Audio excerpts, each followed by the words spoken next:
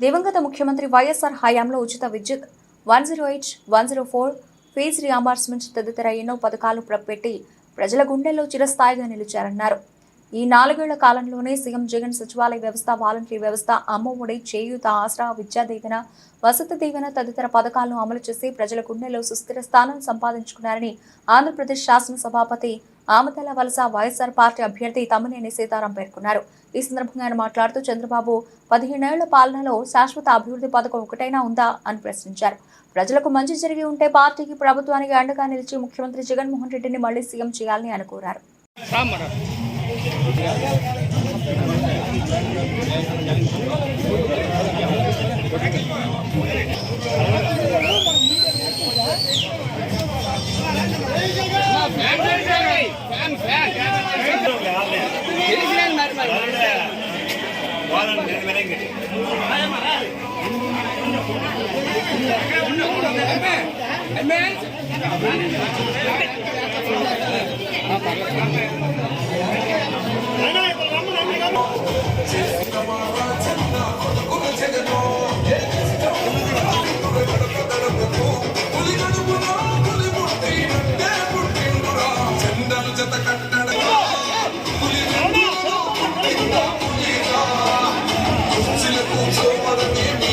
Center.